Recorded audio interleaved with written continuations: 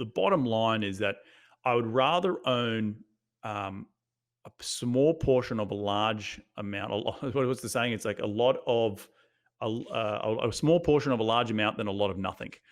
So through syndication, I've been able to leverage other people's capital and to partner with me on deals, and that has enabled me to grow my wealth, and I've been able to grow their wealth, and we've all partnered together to enjoy the journey. As we spoke about the plane analogy from Los Angeles to New York, the journey of getting towards financial freedom, or the journey of growing wealth. And so for me personally, syndication has just been one tool in my tool belt to help me grow my wealth over time. With no limitations, what does your perfect day look like? What if it's possible to live like that every day? Would you wake up after 9 a.m., have perfect health, maybe fire your boss, have the money and freedom to do what you love most? The world is your oyster. Where would you be? Who would you be with? The possibilities are endless. Whether you believe it's possible for you or not, you can make more, work less, and live free. Welcome to Freedom Hack Radio, where entrepreneur, best-selling author, world traveler and adventurer, Bryce Robertson and special guests crack the code on money, health, relationships, spirituality, and having fun doing what you love most. Be inspired to create your own self-designed freedom lifestyle. Welcome back to Freedom Hack Radio, where you learn to work less, make more, and live free. And super excited today to have a special guest join me, Mr. Reed Goossens. In 2012, Reed quit his job in Australia and moved halfway across the globe to the US to change his life and to chase a dream. With limited funds, no investing experience, and no credit, Reed went from purchasing a small duplex to growing his own real estate investing firm, Wildhorn Capital. Reed now syndicates large multifamily deals across the US, and he has achieved financial freedom and has taken control of his life. Reed is also host to the top-rated Investing in the US podcast, and Reed is an international best-selling author of Investing in the US, the ultimate guide to US real estate. Reed, welcome. G'day, mate. How are you? Yeah, very good. Thanks for joining us today. Mate, do you want to start off by telling us how syndication helped you get your first deal and what that was like?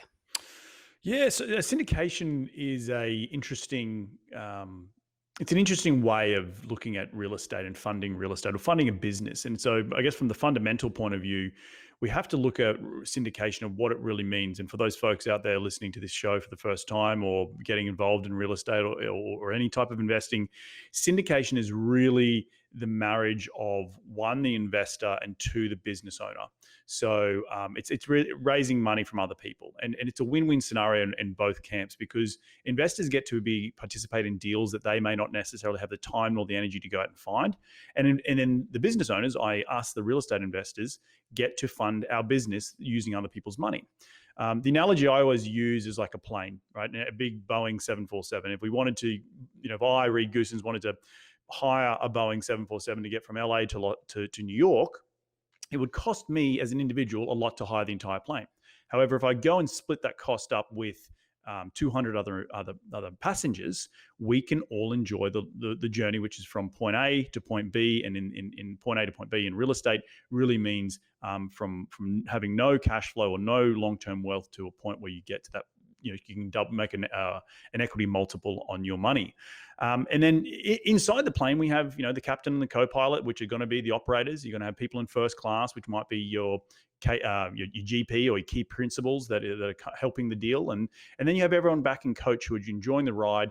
They've been able to participate in this particular investment, but they also get to the benefits of investing in real estate along the way. So the plane analogy is really a great painting of the picture of how syndication works. We're pulling investors' money together to go out and take down larger and better quality deals. So, yeah.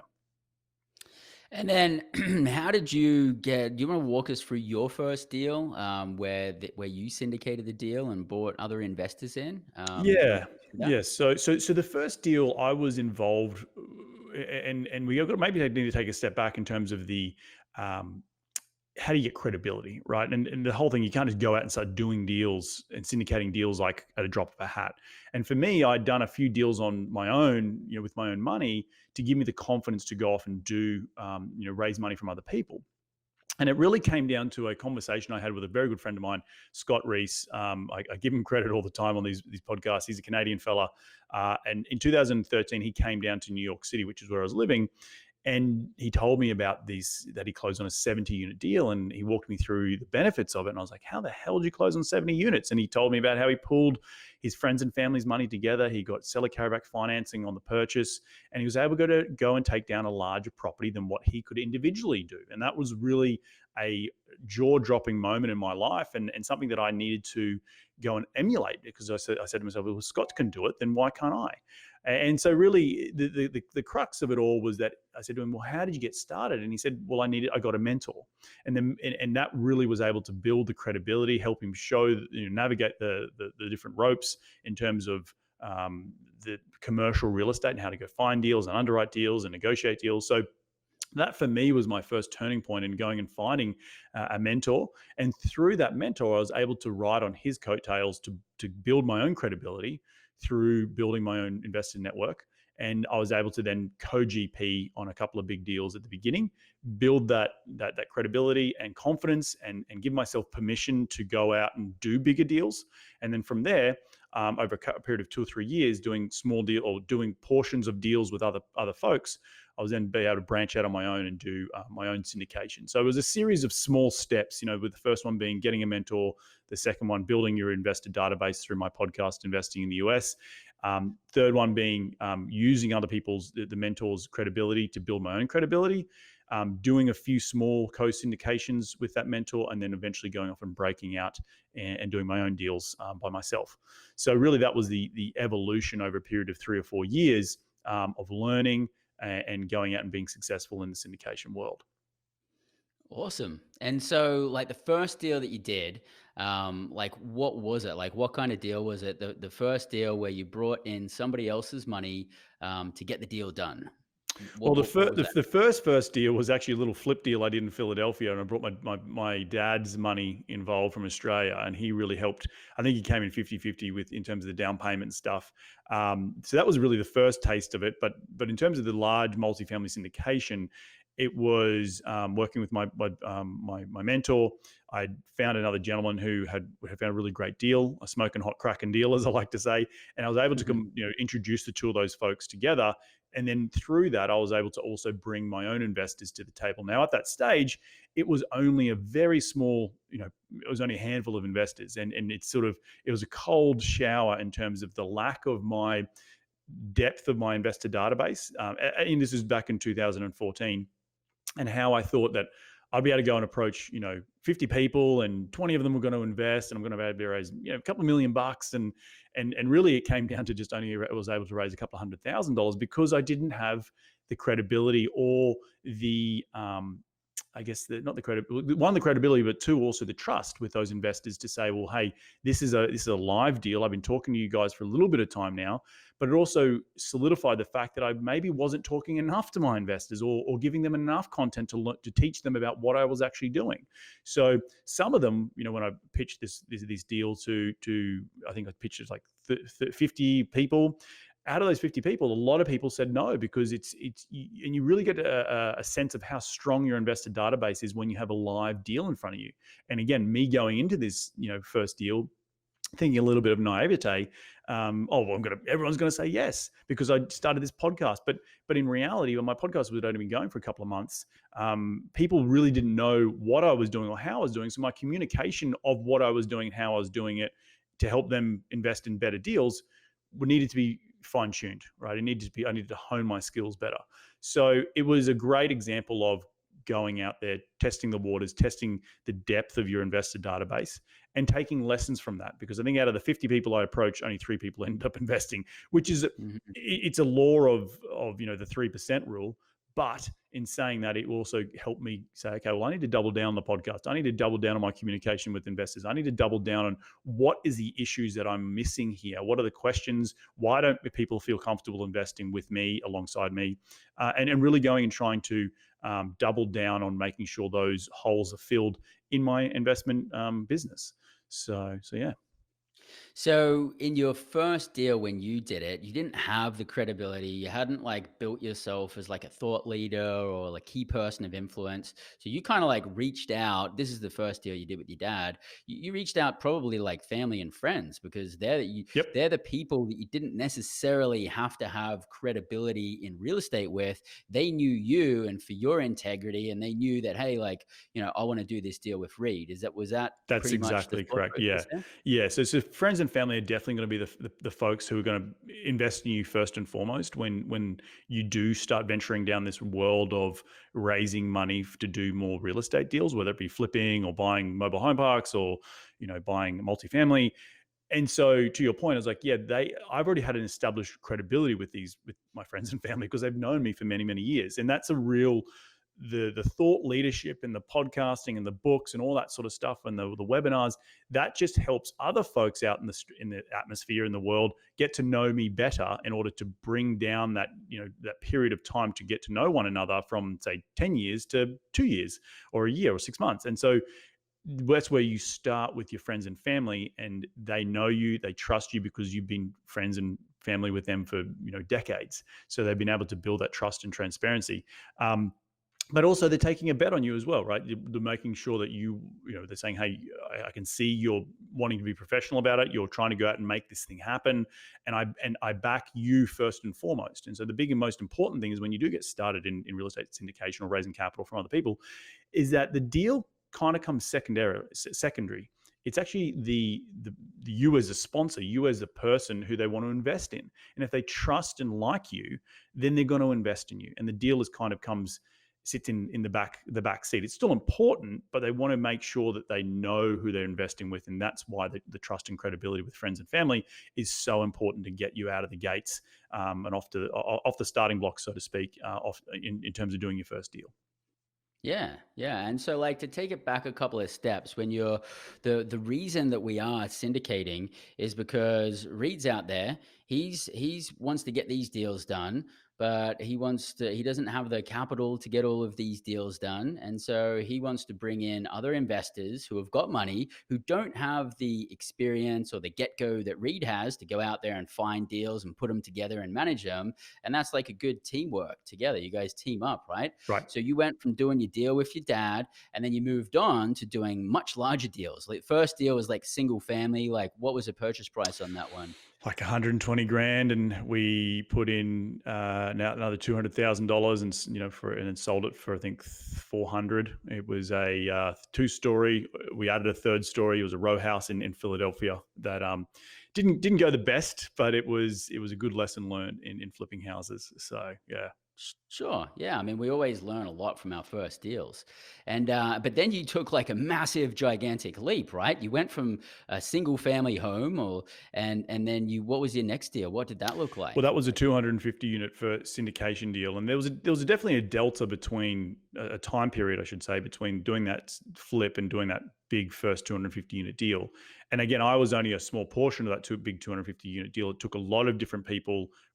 People bringing my friend who brought the deal to the table, my mentor helping raise the majority of the capital, and we were sort of all putting our skill sets into the pot, into the soup, so to say, and really splitting up the roles and responsibilities in order to get this bigger deal done. And that's the real crux of it, is that syndication, when it comes to large scale commercial real estate, is that you're not going to be able to do it all yourself. If you can, fantastic, but the majority of us need help from other people, finding the deal, underwriting the deal, asset management, raising capital, dealing with the banks, loan guarantors. Like there's so many different facets to closing on large deals that you need to make sure that you have teams, people in your team or on your bench, or in the general partnership that can satisfy individual needs of that particular deal.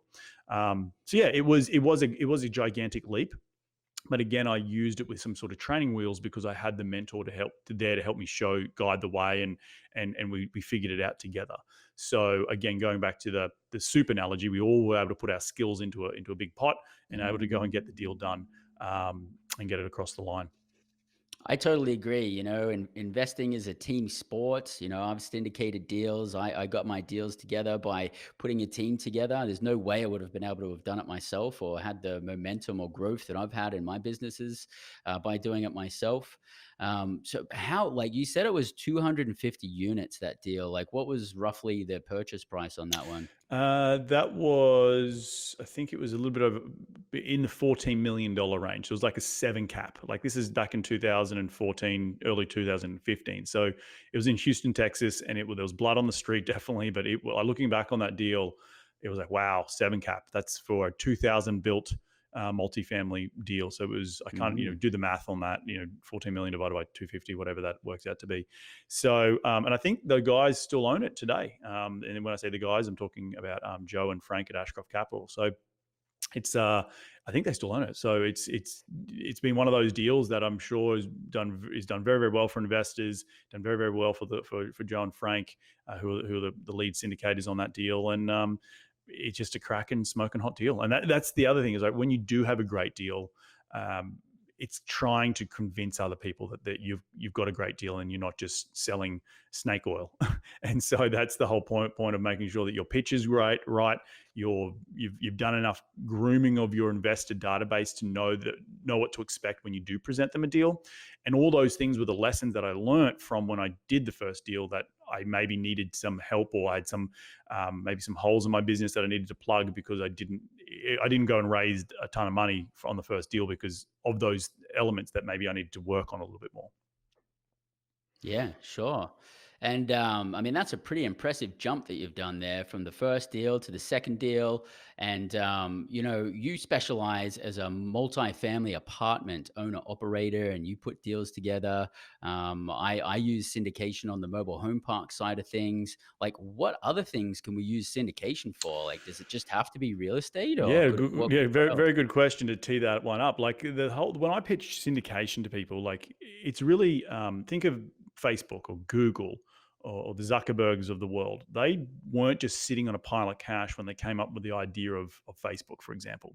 They needed to go and raise money from outsiders who believed in the deal or in the business plan, which happened to be Facebook at the time, and they were able to fund the deal to get it off, from an idea into an actual business model, into a plan, into an operating business that makes profits. The same thing applies with real estate. So no, it doesn't need to be applied to real estate. You can apply to any business that has a P&L, right? Or any idea, startup, that you need outside capital because you yourself as the founder or the idea or the thought leader may not necessarily, you're not just sitting on a pile of cash. And that's the beauty of going out and raising money from other people, is that these other folks can get involved in ideas or businesses or real estate that they might not have come up with the idea. They might not be exposed to those types of investment opportunities. And it's a win-win situation for the thought leader or the business owner and the investors who come along for the ride. So you can really use it, like you can use it in real estate, outside of real estate, in different investments, starting up businesses. It's just a way to match an opportunity, an investment opportunity, with investors, and like put Correct. it together and teamwork it. It's at the end of the day, it's just a partnership. Investors, business owner coming together, forming a partnership. That's all it is. Okay. So then, I mean, how easy is it to syndicate an investment or a deal? Like, how does it work? Well, you have to set up your legal paperwork. Now you've got to determine if the investors are limited partners or they're voting members, and depends on the business or the deal that you're working with. That for example, early investors in Facebook, for example, probably were voting members, right? Because it was this idea. They had nothing. There was no actual revenue being generated from it. It wasn't a business, so they could be voting members. However, on the real estate side, if you're buying an existing asset, the investors are going to be probably more limited partners, because the limited partners are investing in a tried and true multifamily or real estate operator, and they're investing with them because they know what they're doing. So it really depends on what the business is, what the deal is specifically, and how how you go and structure that deal is really dependent on a deal by deal basis. In the real estate world, we have private placement memorandums. You're offering a security, so you need to go, make sure you're SEC compliant with how you approach investors and how investors are then invest in the deal in terms of the risks involved and the disclosures that you give to those people. And then, in terms of the structure and how investors get paid, again, it can really vary from deal to deal, and it depends on the sponsor, it depends on the business owner, and it depends on what the deal itself can actually, produce in terms of cash flow or in terms of equity multiple or profits at the end when you do sell it. So again, in the multifamily space, we offer preferred returns, and cash flow. But if you're flipping houses, well, you can't shoot off any cash flow during the time that you're flipping it. So you're really probably going to look at more of an equity multiple on the back end. That's if someone invests $100,000 and you're going to give them back 150. It just depends on the deal. So it's very much deal specific. So you pretty much specialize in doing large deals these days. I mean, you're doing like 200 unit plus Mm-hmm. multifamily apartment deals, and the way you structure your deals is with limited partners, right? Correct. And so in that scenario, it goes back to where you're connecting with an SEC attorney, and you are getting all of the documentation drafted up, and you're having like a private placement memorandum and Correct. subscription agreements and everything like that. And I want to talk more about that in a minute. And if we were to talk to people who are doing maybe a smaller deal, maybe they're doing a fix and flip, or maybe they're doing a startup business, you mentioned earlier something about people having voting rights. Mm-hmm. What would that look like? And what would that setup look like? So at the end of the day, and again, I've got to caveat this with I'm not a securities attorney, but from my limited understanding is that if everyone has equal voting rights, say you have three people, me, I found the deal. Bryce, has got money, and we might have a third person who's a contractor, for example. If it's a simple flip deal, let's just use simplicity. In that scenario where we all have equal voting rights, then it's just really more of a joint venture, and you're not offering a security.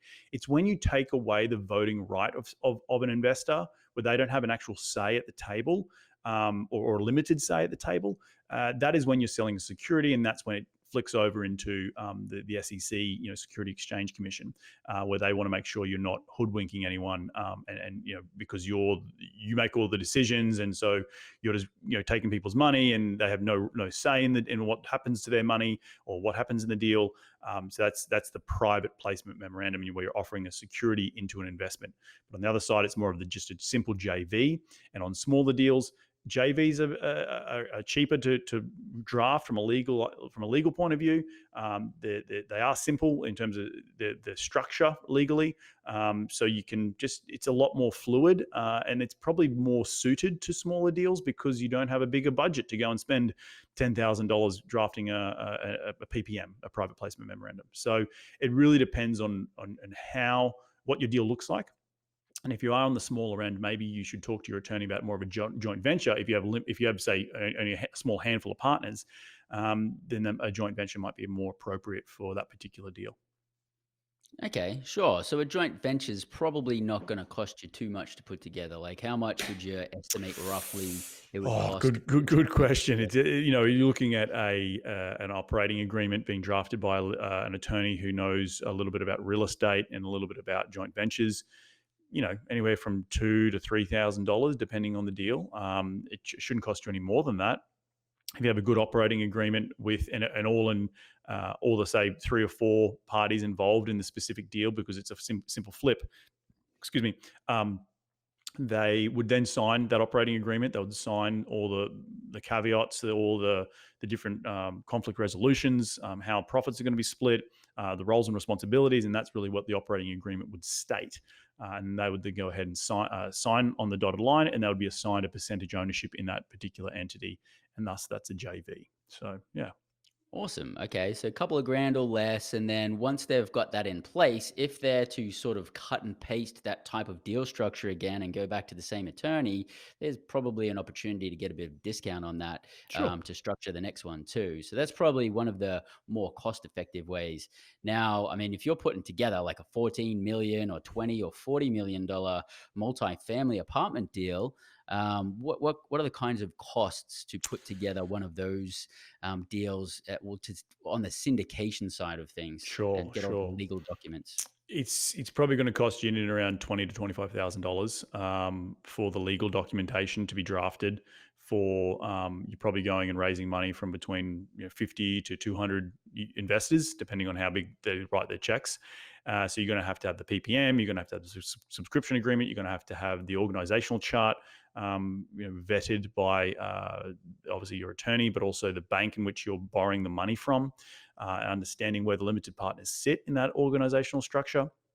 So a lot of things go into making sure that you have the right documentation. And funny enough, like deal to deal that we've done, we've capped it at 25 Gs on each deal. Our attorneys can't go over that. And if they do, it's sort of they got to eat the cost. But then you've also got other sort of state filing fees with the SECs. Depending if you have different investors from California or New York or Texas or Louisiana. Like each individual state has their own SEC board, and you have to then go and register with those individual states, and that can cost you a couple $100 per state. Some states are more expensive than others, so there's additional costs on top of just the fund, the formation of the entities itself, and the PPMs and the subscription agreements. So there is a lot involved, and that's why if you are going to go down the road of doing larger commercial deals, you need to have a good syndication attorney on your team in order to advise you on not only the cost, but the structure and how you approach investors, and making sure you're not exposed to any violation of SEC rules. Okay. Awesome. Well, so that's you've explained like the smaller side of things and the larger side of things, and I need to say it and reiterate. Here at Freedom Hack Radio, we're not financial advisors, CPAs, lawyers, or anything like that. It's up to you guys to get your own legal advice and tax advice, et cetera, et cetera. We're simply providing educational information.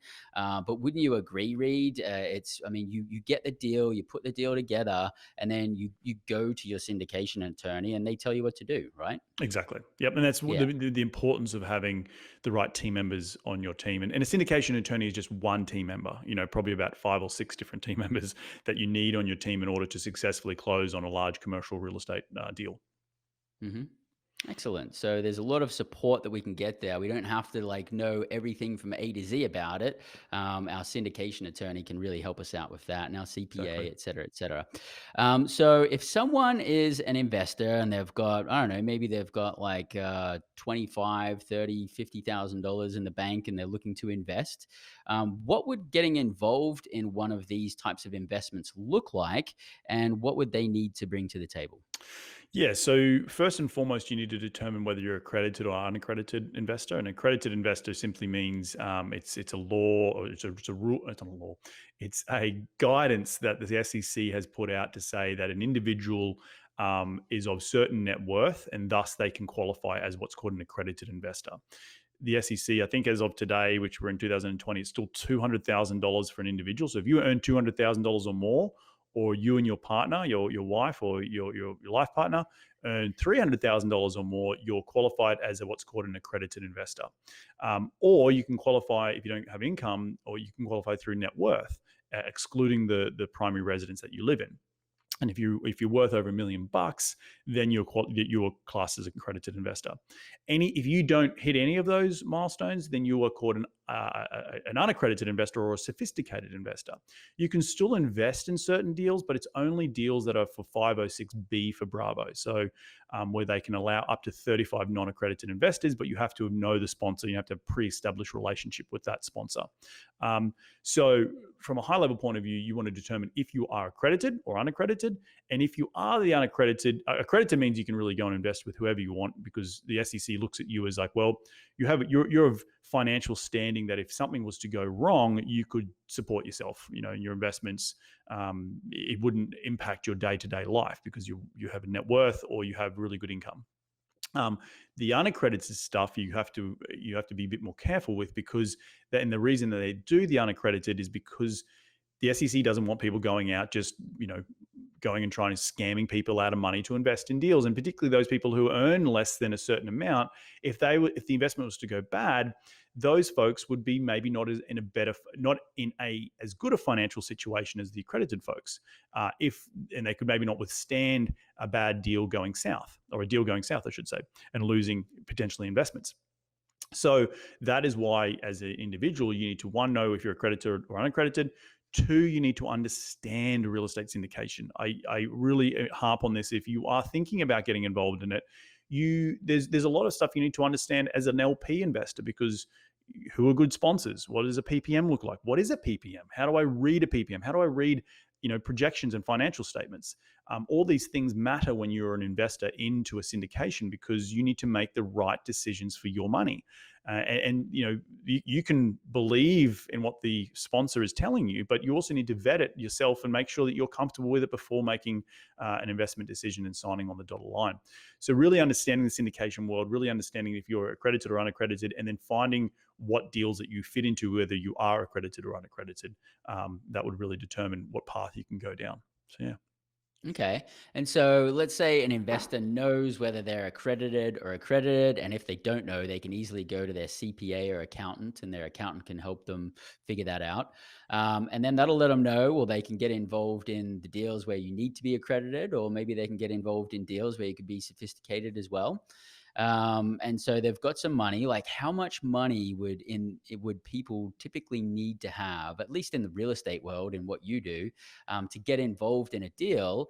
And then how would that look like for them? Would you receive their money and then they'd get paid in like 7 years, or Mhm. would they get paid monthly or quarterly, or like how would that work? Yeah, so the typical minimum investment is $50,000 cash from investors in our deals.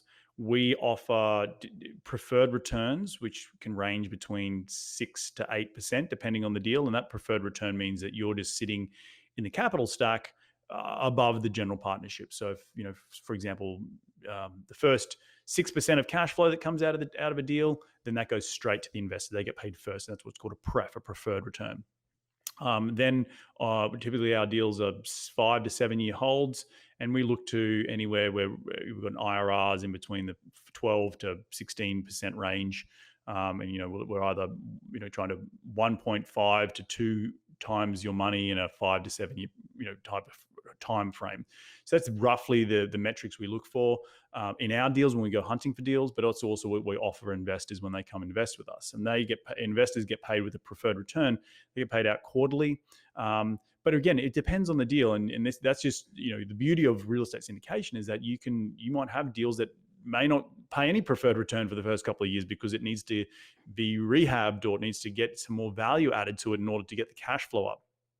You may not even have a pref on certain deals. I know a lot of syndication deals don't offer prefs. But on how we structure, we typically structure it as 70-30. So 70% of the deal is owned by investors and 30% of the deal is owned by the general partnership. And that's really as simple as it gets from the overall high level point of view. But again, you have to know that as a limited partner, there are other ways of structuring deals, and knowing what those other ways are really important to know that you are investing in the right deal. Like if you go and invest in a ground up construction deal, on a large multifamily, there might be no payouts for 2 years, because 3 years, because you're waiting for the property to be built before it then starts to cash flow. So you need to understand all these different things. And if those 2 or 3 years of no payout, does that mean my preferred return recruits? And all these questions you need to ask the sponsor in order to understand if you're making the right investment decision. So there's a lot of things. There's a lot of different ways you can structure deals. There's a lot of different questions you can ask operators. But just know, as a syndicate, as a limited partner wanting to get involved in a syndication, you just understand the little bits and basic information that you can go and pepper the sponsor with. So you do know that you're investing your money in the right place. So it sounds like there's a little bit to be learned if you're going to be an operator and be putting these kinds of deals together and investments together, and also if you want to invest in these kinds of deals. It's not rocket science, but there is a little bit that we need to learn before we get involved. Correct. Yes. And you actually educate people on that. Do you want to tell us a little bit more about that? Yeah, well, educate in a very loose sense. I also educate mainly through my podcast, interviewing other people, experts about this type of stuff. But also, we've done a couple of seminars, I think, together, you and I, about the whole process of doing deals and how we've structured deals in the past. But yeah, the education piece is important. And so back to finding a mentor or a business coach, even if you are a limited partner, there are plenty of folks out there who do that. are in this space who educate people on the benefits of investing in real estate syndications. So just all I say is align yourself with people that you like, trust, and want to do business with. That's all I can say. And hopefully they teach you the right information that you can go out and be successful in real estate syndication. You know what investments to get involved with, whether you're on the operations side or you're on the limited partnership side. There's plenty of folks out there. Me personally, I don't do the education as much anymore because it just doesn't. I'm an operator. I own deals, and so I make money when I do deals. So not when I necessarily educate people. I love, I'm a resource for folks if they want to call me. Like I know with this COVID-19 stuff, we've had a lot of investors reach out wanting to talk to me about how we're managing this we'll call crisis, and that's where I'm available to educate folks. It doesn't cost them anything, but they're investors in our deals and making sure that they're aware of the issues and how we're dealing with them, making sure we're trying to limit the downside if this particular COVID-19 drags on for a period of time. But that's just an example of how we at Wildhorn Capital educate our current investors on what are the sort of trying to be the industry best practice of trying to manage these crises moving forward. So yeah. Sure. And how long, like going from knowing nothing until being ready to invest in a deal or being ready to understand the fundamentals of syndication so that they could go out there and put a deal together? Like, how long would that roughly take? Oh, depends. It can take you, if you're a quick learner, 6 months. If you're, takes a little bit longer, 12 to 24 months. Like it really depends on if you're really adamant about getting your money working for you, whether it be in passively investing in a deal or being an operator. So understanding the ins and outs of real estate syndication can be quite a short learning time frame if you're really, really focused on it, but it can also be a long period of time. It's like anything, you'll know in yourself when you're ready to go out and make decisions, because if you're asking the same questions and you're getting the same answers back, and you can start repeating those answers without even knowing it, then I think you're at a point where you can maybe go off and start investing in deals, because you've got to the point where your subconscious brain knows exactly what a pref is, or exactly what the structure is, or exactly what you need to sign, or exactly how to set it up properly. And that is when you know in yourself you're ready to go and invest. Before that, don't be jumping into the deep end too quickly. Sure. And so there's probably some of you out there listening going, "Hey, I never knew about syndication or these types of deals, but I'm pretty well versed in investments." And so like you're probably going to fast track to being able to get involved in 100%. those kinds of 100%. deals. Yep. It really depends on what your background is. So Reed, tell us, mate, how has syndication helped you gain freedom in your life, and what does that look like for you now? Yeah, so the whole syndication is like the bottom line is that I would rather own a small portion of a large amount. What's the saying? It's like a small portion of a large amount than a lot of nothing. So through syndication, I've been able to leverage other people's capital and to partner with me on deals, and that has enabled me to grow my wealth, and I've been able to grow their wealth, and we've all partnered together to enjoy the journey. As we spoke about the plane analogy from Los Angeles to New York, the journey of getting towards financial freedom, or the journey of growing wealth. And so for me personally, syndication has just been one tool in my tool belt to help me grow my wealth over time. And it's taken many, many years. Like, don't get me wrong, this is, the real estate syndication I first heard about back in 2012 when I was sitting in 2020. So 8 years later, I now currently run Wildhorn Capital. I work for myself. I'm no longer, working for someone else. And I'm able to, quote unquote, have financial freedom because I can, decide what I do with my time, when I work, where I work from, and making sure that I'm overseeing my deals and investments, really wherever my laptop is. So really being focused on having a freedom lifestyle in terms of what I call life by design. And I've been very intentional about growing the business in and around that life by design sort of analogy, and really, really focused on a sustained growth when we buy deals, not just going out and buying every single deal, but just buying, 2 to 3 deals a year, and just slowly adding to the portfolio and bringing in systems and making sure that I can run the business from LA, because most of my deals are actually in Texas, but I live in LA.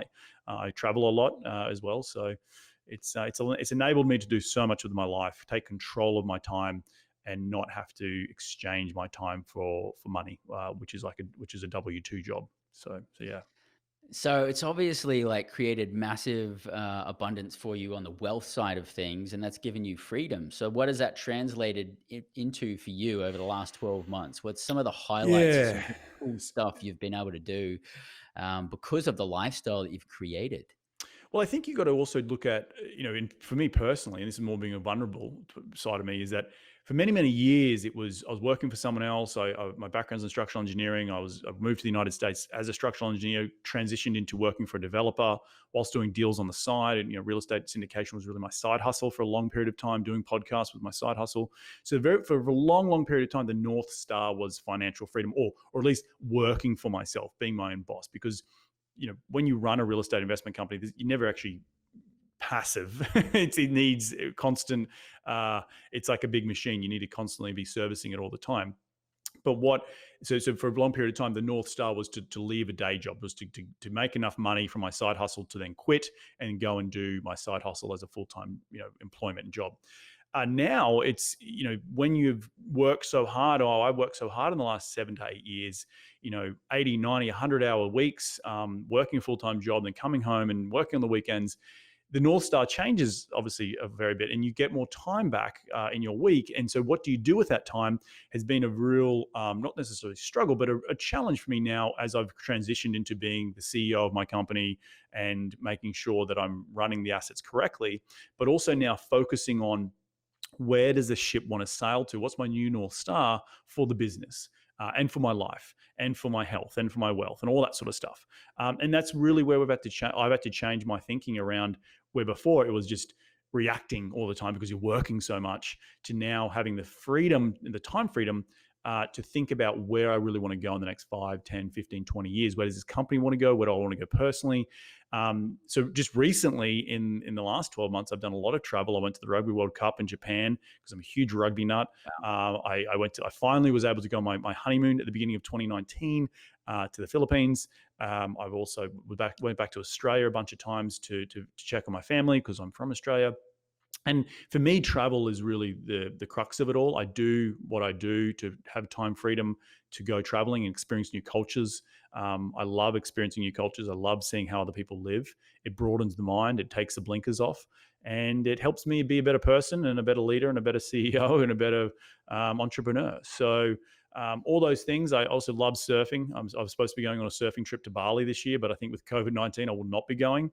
But yeah, just really doubling down on other pillars in my life that are not just wealth related or business related. Love, happiness, health is really important to me. So making sure all those pillars are being fulfilled, and also then making sure that I'm spending more time is what I call in the black time. Black time meaning time where I can be the CEO and think about where this ship is going to, rather than working in the blue time, which is more like the day-to-day and the operations and the manufacturing of the business itself.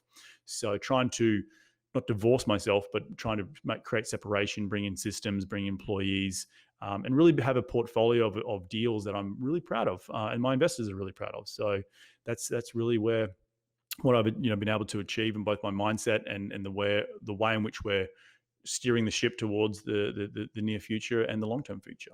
So yeah. So it it sounds like this path of freedom that you've created through real estate investing has allowed you to quit the day job that you have, work in an industry where you feel really satisfied, and not only satisfied in that industry, but now you're in a position within your businesses where you're doing the critical stuff that you want to do, Mm-hmm. and you're not stuck doing like the day-to-day grind. And that gives you the opportunity to go out there and spend time with like friends and family in Australia and America and traveling all over the place. And that's pretty freaking cool. Yeah. It's cool. Trust me, it does. It's the number one bottleneck in anyone's business is the entrepreneur, right? Letting go and having enough runway to bring on employees, and that's definitely in the next 6 to 12 months what we're focused on at Wildhorn Capital, is bringing on some more people to support the business. Now we've got to a certain revenue, certain size. We do need to bring on the CFO. We do need to bring on some asset managers and some full-time underwriters and help just build out the system a bit better in order for myself and my business partner, Andrew, to again focus more on the black time and really where we're going as a company and as an organization. So yeah, it's been a lot of still a lot of work, but it's been really gratifying to build something from nothing and know that you can roll up the sleeves and do every single bit, every single element in your business I can do, but it's about learning to let go of those elements that you don't like doing and getting someone better in to do those elements, so the business can still be successful and still move forward. And what's been some of your biggest challenges or the biggest challenges you've had as you're growing with all of this? Yeah, look, I think one of the I'll say not challenges, challenges I see in other people, and the benefits of me having a podcast for so long is that I can see some of the challenges that other entrepreneurs face, and what I see very much a common thread in a lot of startups and a lot of businesses that are growing are people get too far out over their skis and want to replace themselves too quickly when the revenue might not necessarily be there to support it. So it's really for Andrew and I talked about sustained growth before. We have worked really hard in the last couple of years. We could have brought on more people, and we maybe should have, and sooner. But also, given now we're in COVID-19, we're very thankful that we don't have office space. We don't have overhead. We don't have 6 figures worth of payroll. We don't have all these things that other businesses have gone out and acquired really quickly because they've grown really quickly. We've been more that's slow and steady wins the race. Now, it's been more work for me, but I know as we start to build that what's called runway of revenue, we can start, Andrew and I can start, not outsourcing, but bringing on folks that can maybe replace us in the day-to-day of the business. So we can, again, focus on other things. So it is, that has been a challenge in itself to have the mindset to stop and build the systems in order to help the business be more, have a better foundation and be more sustainable in the long term, rather than just reacting in the day-to-day. And sometimes as entrepreneurs and founders of businesses, you can get stuck in the doing and putting out fires rather than being more focused on the planning side of it. So that's probably been the biggest challenge. It's been a gift that it's been a challenge, but it's also now getting to a point where it's becoming a hindrance. And we're getting to 8-9 deals, 2,000 units. I need help, right, in the asset management. So it's sort of looking to replace myself and with folks who can do just as good a job as I can. Sounds like you got some pretty good quality problems to be dealing with, mate. Yeah, exactly. That's awesome. Hey, mate, what's got you feeling the most gratitude today? Mate, I think, it goes back to that, the North Star, when I was able to finally quit my job a couple of years ago and still today, like I get shivers down my spine thinking that I'm so happy that I'm not working for someone else. And I had such an incredible life or a career working in corporate America, working for a developer for 3 or 4 years. And they've laid some incredible foundations on. I was able to experience firsthand how a true big real estate investment company works, really in the ground up construction space here in Los Angeles. And I give so much gratitude for those people to show me, but I'm also very happy, gratitude that I was able to put a goal out there of leaving and becoming my own boss at some point in the future and achieving that. And I'm really grateful that I have the opportunity to go and chase my goals. Not everyone has the opportunity to do that. I'm grateful that I have the curiosity to go out and think about stuff differently and want to challenge myself to go out and be better, whether that be from an entrepreneur point of view or a better husband or a better son or a better, better kind human being to others. All these, I have that constant, not hustle, but constant curiosity to want to continue to do that. So I'm really grateful for those that continues to drive me day in, day out. And I've been able to take control of my life in the best way possible, and just would never look back right now. Like right now, sitting here at 34 years of age, I'm pretty smitten. So yeah. So you're 34 years of age. That's awesome, mate. That's so cool. I definitely take my hat off to you for all the achievements you've made and how much drive you've had and the position you've put yourself in, and what that's not just what that's created for you, but what it's created for so many other people around you. in your life and your investors. And it's like so awesome when you take on a path like this, you get to like add magic into so many other people's lives. Mm. And mate, I also love hearing that your office where you're at right now, it's right near the beach, isn't it? So It you is can right just at the like beach. throw on your wetsuit and go for a bit of a surf. Well, yeah, if it wasn't COVID-19, yes. I know the other day, or about 2 weeks ago, I went to go for a surf, and the police were kicking people out of the water. But it is, the office space I do share with another buddy of mine who Jason Muller. No one's here right now, so I've been coming down every day to keep me some sort of sanity as we're supposed to be locked Mhm. down. But yeah, it is really nice to be working near the beach. It's about a 35-40 minute drive from where I live, but it's also that what's that? Not foreshadowing. That what the word where I come down here because I want to live down here eventually, right? I want to be Mhm. in the space where my subconscious wants me to live down here. So I spend more time down here. Okay, well, I'm at my office down here. We'll go for a walk and get to the cafe and get some lunch. Okay, well, maybe I'll look at a house down here eventually. Like there's all these things that the subconscious can help you with in terms of achieving your goals, and that's really why I come down here and why I love this particular office location. So yeah. You're manifesting. Manifesting, that's it. That's what I was looking for, the word manifesting. Beautiful. That's awesome, mate. And so you've written you've written a couple of books now. You've got the investing in the US, the ultimate guide to US real estate. Mhm. You've also co-authored a book about financial freedom with real estate mates. You, mate. Um, yeah, yeah. Do you want to tell us a little bit more about those books? Yeah, so look, the first book is really it so you got to ask yourself, why do you write a book? Okay, well, I've got a cool story to tell. Well, my cool story is that I backed myself and moved halfway across the world, and gave it a crack here in the United States, and really didn't worry about the downfall. And my whole drive within me as a human being is that I fear regret. I would hate to have wake up when I'm 60 or 70 years of age and go, geez, I wish I moved to the United States back in 2012. And so that really has driven me as a human being, and has driven my life to ask questions, to be curious, to try and knock on doors and walk through different new doors that open up in front of me. And through that, I was able to create the podcast Investing in the US, because I was here in the US looking at real estate deals and seeing how incredible these real estate deals were compared to my home country, or our home country, and really realizing that I needed to share that story with someone else, or needed to share my journey with someone else. And that was where the podcast came from. And over a period of time, that content from that podcast, I was able to create the book. And that book was just another form of a digital asset that I can use to leverage to educate people about what I do, in terms of trying to find investors if they're interested in what I have to say, and really act as a business card.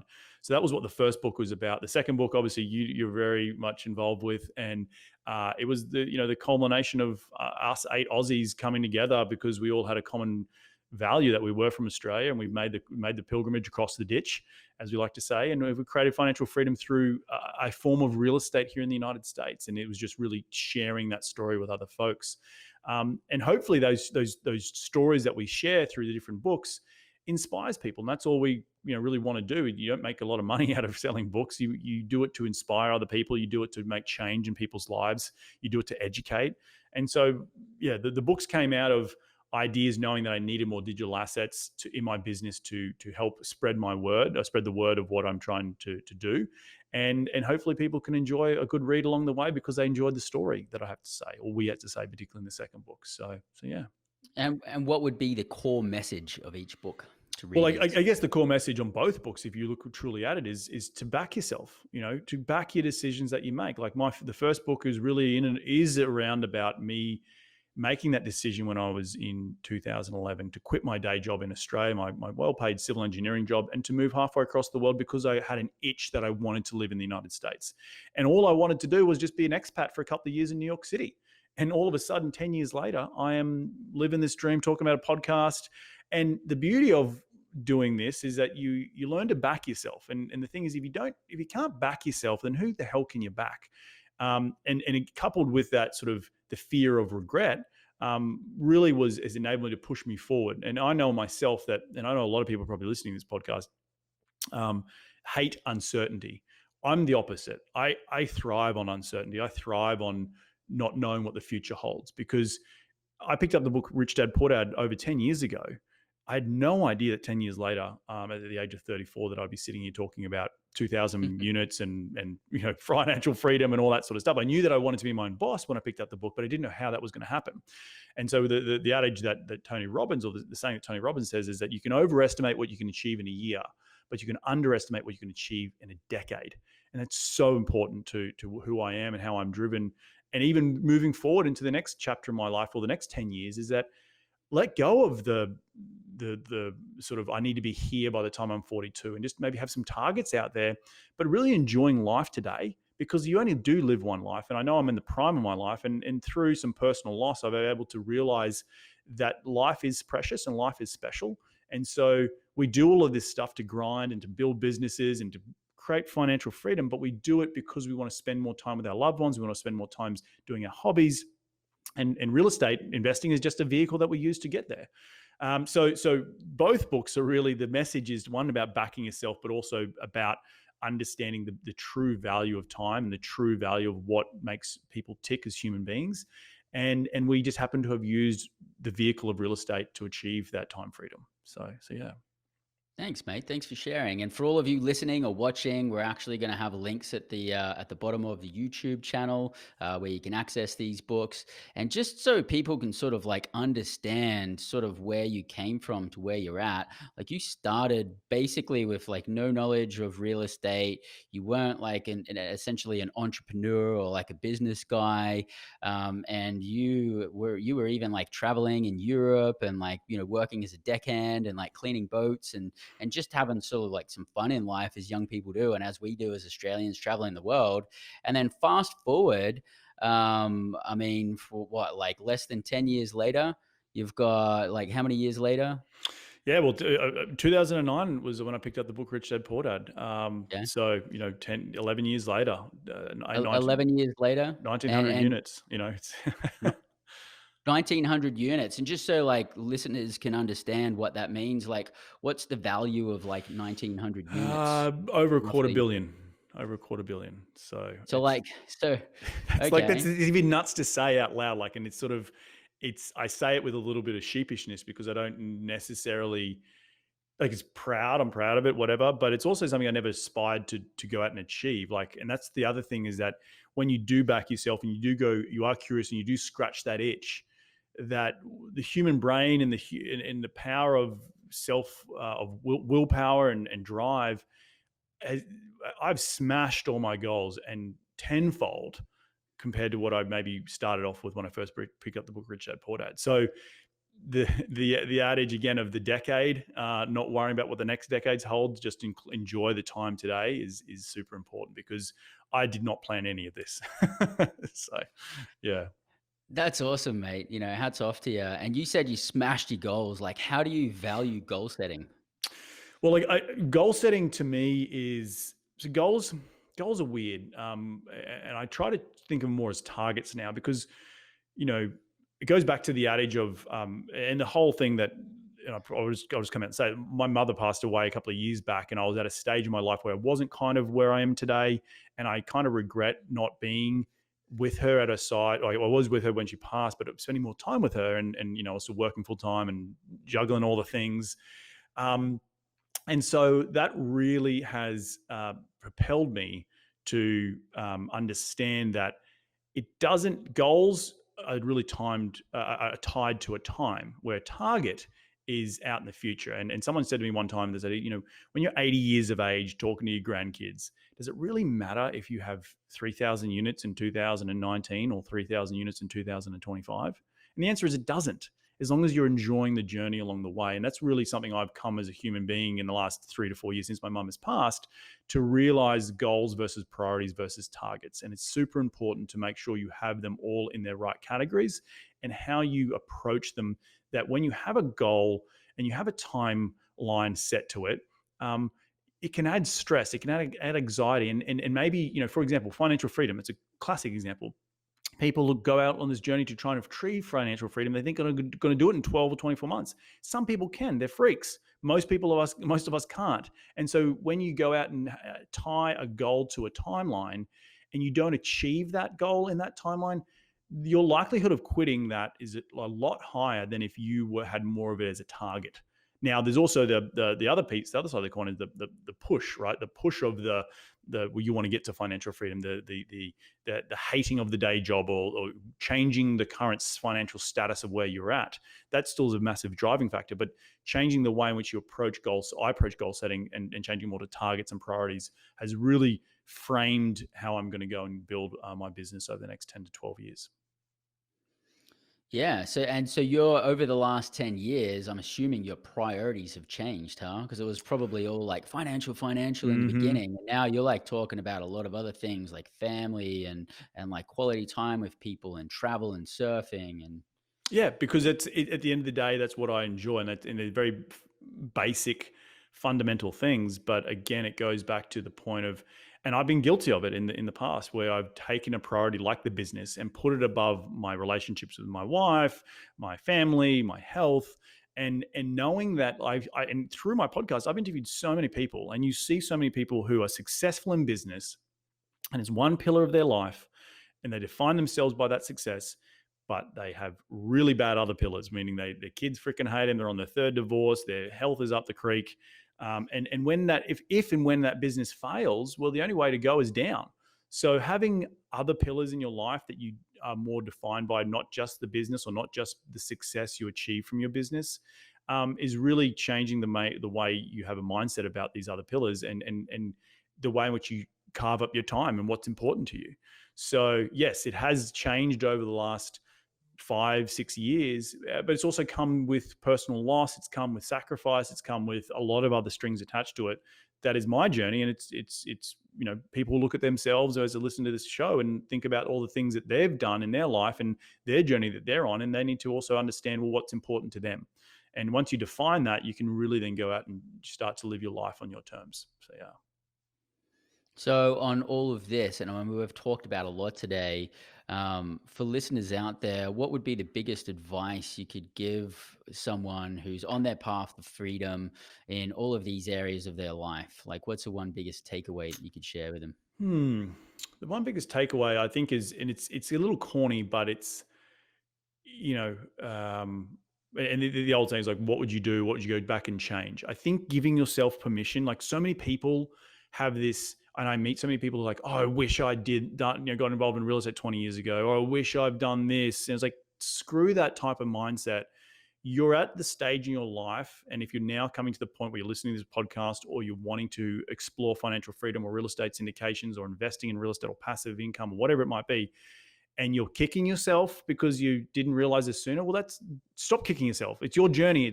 You're at this point in your life for a reason, and that's okay, right? And giving yourself permission that that's okay that you're at this point in your life with that journey, and it might be starting later than some other folks. Don't compare yourself to anyone else, and run your own bloody race, because that is the most important thing in life. Because when you start comparing yourself to other people, you will start to have anxieties. You'll start to try and judge other folks. And so that's probably the biggest piece of advice I can give to other people, is run your own race. That's awesome advice. And like everybody's path is different. Everyone Mm-hmm. has different priorities. Everyone's had a different past. It's like the only thing that matters is whatever matters to them, Right. really. Exactly. That's the most important thing. That's awesome, man. Well, I tell you what, it was like 11 years and you went from zero to like quarter billion under real estate under a management. You're living large, you're living free. It's a super big inspiration. Reed, how can people continue the conversation with you? Mate, pretty easy. You can just head to my website, which is reedgoossens.com. That's ReedGoossens. And for any of your listeners who do come through LA, I'm always willing to meet up for a beer or coffee or lunch, and just give me enough heads up. But if you do come through LA and you want to catch up and chat a bit of shop, you can email me at info@reedgoossens.com. Awesome. There we go. Reed Goossens, the real deal. Down to earth, top bloke. Thanks for sharing with us, mate. Thank you, buddy. Doing an awesome job, and it was really an honor to come and share my story with your listeners, I should say. Thanks, mate. Much appreciation.